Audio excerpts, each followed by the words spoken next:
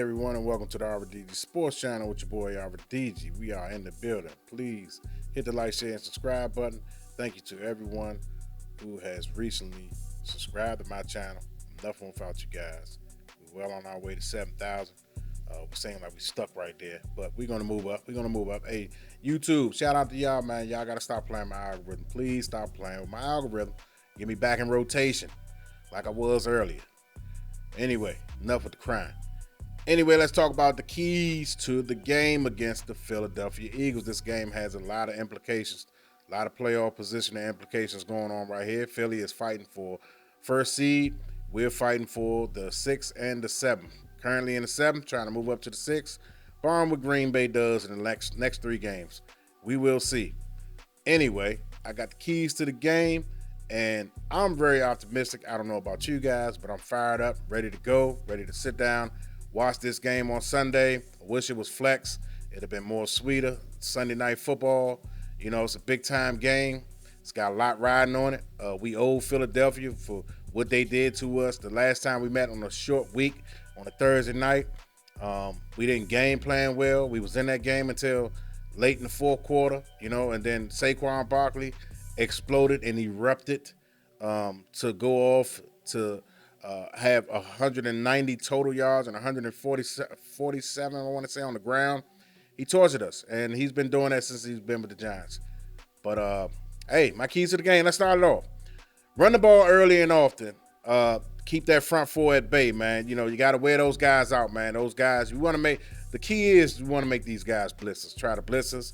And so Jaden Daniels can throw some screens, throw some slants, get the ball out of his hands quick. That team, that defense they got over there, they're very fast. You know, they sticky guys on the outside. So we want to run the ball, try to loosen things up a little bit, you know. Take the pressure off JD5, man, so it won't seem like he got to carry the load with his arm. You know what I'm saying? You want to have a well-balanced oil machine when you're facing a good team like this. Any of these good teams left that we're going to be playing, especially in the playoffs, you got to be balanced. You have to be balanced. You got to be able to establish the run, and you got to be able to block at least 90 to 95% of the time against these good teams, these good defenses. You can't afford to give away downs, man. These downs, you know what I'm saying, are precious when you're in the playoffs and you're positioning for playoffs. These downs, you got to really take advantage of these downs, man. So let's cherish them, okay? Do some old school stuff like Gibbs. What I'm talking about when I say do some old school stuff like Joe Gibbs, you want to be in the same formation, but you want to do different stuff off of that. You don't want to be so predictable, you know, when you got 3 wide receivers, you got 1 running back in the backfield. They know it's going to be a read option, handoff, or passing play. You know what I'm saying? But most of the time, it's going to be either you hand it off to Robinson because you run everything out of shotgun. If you're going to run it off to Robinson, or you're trying to look to pass, and they already got a spy on Jaden Daniels, so you know we want to be able to mix it up, man. You know they got 1 guy short on the field. We got to take advantage of that. You know we definitely need guys like Ertz to come and play. I know he's got a concussion protocol. They say, you know, he's questionable for this game, but you know, we'll see how bad is it. You know what I'm saying? If it's bad, then no, he doesn't need to play. But if it's somehow something that he can, you know, shake off and be limited, because we got Sinnett and we got Bates out there, so you know, if we could use Ertz sparingly, like on 3rd downs or somewhere like that, or maybe 1st down or 3rd downs, 1 or 2, pick your poison. You don't want to make it obvious. But you definitely need a guy like Ertz. He's a solid blocker, a solid pass catcher, and an excellent route runner. You know, he knows how to sit in those zones. So you definitely want to have a guy like that out there. You know, but yeah, you want to mix it up a little bit, man. You know what I'm saying? Let's go away from these screens because teams are sitting on these screens. But I'm gonna tell you this: Dyami Brown. Now that they saying that he can get at least 10 to 15 yards of pop off those screens. You know, they're going to be sitting on him now, you know, but that's a good thing because if you play him tight looking for that screen, he got enough speed where he can get past you if you're sitting on that screen. You know, that might be an option for the Commanders and Cliff Kingsbury to explore. You know, those guys, you hit them with that screen real good the first quarter, early. You may want to come back, fake that screen, and let Dyami Brown go for it. That's if he lined up one-on-one over there with a single safety high You know, you make him get that over there, sneak that ball over there to De'Ami Brown on that seam route, on that streak route or whatever. You know, what they call it go route nowadays, but I remember back in the day we used to call it seam or the streak route. You know, but they call it the go route, so whatever you want to call it. That was number two.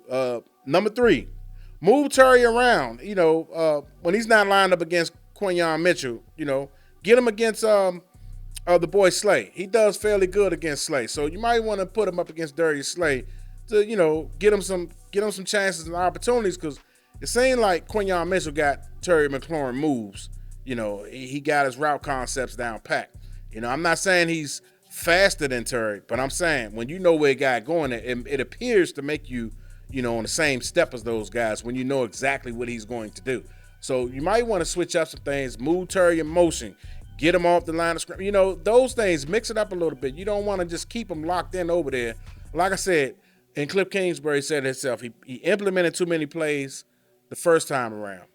But let's simplify it then, you know, and move Terry around. Don't make it the obvious, you know what I mean? So mix it up a little bit, you know what I'm saying? And do some different things with Terry. Call some reverses, you know what I'm saying?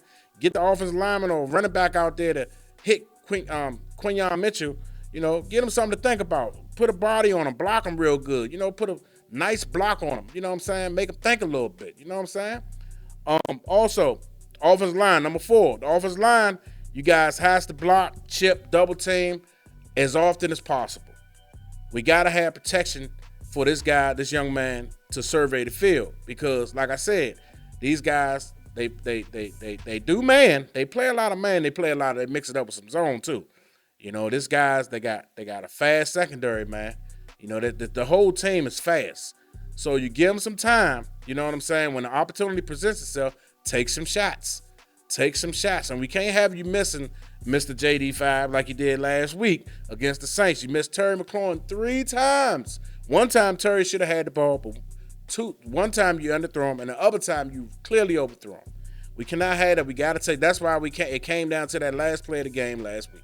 We don't need that no more. We need you to capitalize like you've been doing. You've been steady. You've been great this year, Jaden Daniels. I'm not taking nothing away from you.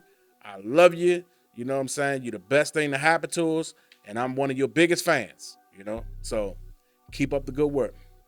And also, JD5, number 5, you has to be spectacular against this team like you was against Arizona. You have to come and bring one of them type of games you played against Cincinnati. You got to bring it, baby. You got to be special this game. That's what it's going to take when you're trying to beat good teams when everything is on the line. JD5, you got to be special like you was at LSU going up against Florida. You got to be that type of special this coming Sunday. You got to show Philadelphia that it ain't going to be no cakewalk. If we remain that 7th seed, we coming for your neck. You got to let them know it, you know, because if they got the confidence that they can do this against us, that they can manhandle you like they did that first game, and get you off your game, get you off your mark, and make you throw an interception. If they feel like they can rattle you again like that, you know, that's going to mess with your psyche for the 3rd time going up against them. So I want you to be highly confident going in this game. I want you to show these guys the reason why we picked you at number 2, and the reason why everybody was putting you up in that MVP conversation early in the year when they was all on the nutsacks. Pause. They was all over you, man. You know what I'm saying? Now they want to scale back, you know what I'm saying, out of the MVP. You haven't been in the MVP talks in about a month. You know what I'm saying? They stopped talking about you ever since that Chicago game when, you know, after you threw that Hail Murray, you know, or was it the Pittsburgh game? I think it was the Pittsburgh game. After that, they kind of like, ever since you kind of hurt yourself, really, when you hurt yourself against Carolina, I'm going to say, yeah, you hurt yourself, because if you'd have slid forward, you wouldn't have got hurt. You know what I'm saying? And that's all I have to say about that. But you're still my guy. You know what I'm saying? That's for the offensive side of the ball. The defensive side of the ball is self-explanatory. You got 4 guys that you got to worry about, right? And one being the quarterback, okay? You got Saquon, you got Javonte Smith, and you got my man Brown, A.J. Brown. Okay. The X factor on defense will be Marshawn Lattimore. Because if he could take away that one side, whether it's be Javonte Smith lined up on his side, or is they going to allow him to follow A.J. Brown. Whichever. I got enough confidence in Samuel that he can kind of neutralize and won't allow the other wide receiver to go explosive like Forbes did last year against my man A.J. Brown. A.J. Brown just had his way with our cornerback last year. But I think our secondary is a little bit different this year, and they're not going. As you saw in the first game, Samuel neutralized A.J. Brown. He had one catch where he got off the run after catch, but everything else was contested. He had to earn everything he got that particular game. You know what I'm saying? So if we can keep it like that, you know, I can respect that. I'm good with that because Jalen Hurts didn't go off on us that game with his legs or his arm. He got a couple of scrambles for like 10 yards. You know, I think one was 10 yards and another one was like 8 yards. Both of them were like first downs. But other than that, no, and a tush puss in the end zone. Yeah, he got that crap. Hate that play. But other than that, man, you know, they really didn't do no damage. Although they left points out there on the field also. When the field goal kicker, he missed like 2 field goals and an extra point. So, yeah, they left some points out there. You know, they left a total of 7 points out there. You know what I'm saying? So, and I think we had those guys, man. I think if we would have just been consistent within our gaps, trying to contain Saquon Barkley, we lost our gap responsibilities. We lost our gap responsibilities, and that can't happen against a guy that's shifty and that can cut on a dime and is strong and making people miss like a Saquon Barkley. You just can't do that. And he can hurt you when he's catching the ball.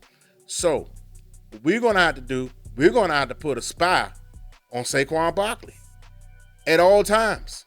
We're going to have to put a spy on Saquon Barkley. We're going to have to blitz Jalen Hurts, make him make quick decisions. You got to mix everything up. If they get you, then they get you. But you cannot allow this team. You got to come with that same game plan you did the first time. But they're going to be expecting that. So now you got to mix things up a little bit. But still keep that same game plan because we had those guys neutralized. You dig? So with a Marshawn Lynch, you're able to put a little bit more in the box. But you can't do that on every play because they're going to take their shots if you keep doing that. You know, Javonte Smith and Samuel, I like my chances with Marshawn Lattimore on either one of those guys as far as the deep ball because he's a physical cornerback. He's going to be handsy. You know, he's going to make them become handsy. If you go back and watch Marshawn Lattimore highlights, every time he's got a receiver, he's on a receiver, they both handsy. It's not him just being handsy. He had the boy from Tampa Bay flustered and frustrated. You know what I'm saying? So, and that's a big guy. You know what I'm saying? So if we could just put more people in the box 60% of the time, you know what I'm saying? Especially in that fourth quarter. Especially in that fourth quarter, you want to load more of the box up, you know what I'm saying? But you got to pick and choose on down and distances, where you are on the field. I like our chances anywhere inside the 30-yard line. If they're trying to score and they're on our side of the field, anywhere inside the 30-yard line, I want us to load that box up. I want Jalen Hurts to force, I want him to make a spectacular throw to one of his receivers. I'm betting on my cornerbacks to make a good play on the ball.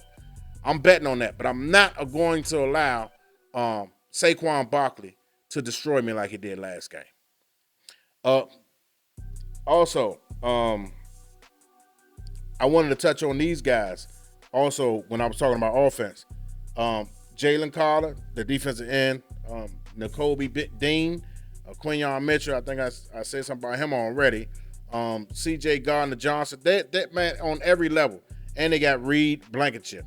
On every level, they got a player that can make a difference. Like I said, you got Carter, Dean, Mitchell, Gardner-Johnson, Blankenship. You got guys on every level that can make a play. You got to find a way to make sure those guys don't hurt you. Also, we got to get out the Jalen Hurts. He's gonna get a couple of scramble plays because he just is. He does it every game, just like a Jaden Daniels does it every game.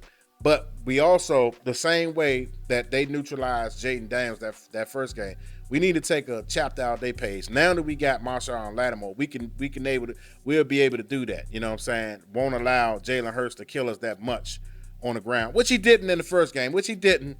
because he didn't have to. You know what I'm saying? That was a defensive struggle for 3.5 quarters. We allowed the game to get away from us. I don't think so. The crowd got to be in it. The crowd got to be ready. And I think, man, if everything plays right, Jaden Daniels got to come out with a spectacular game.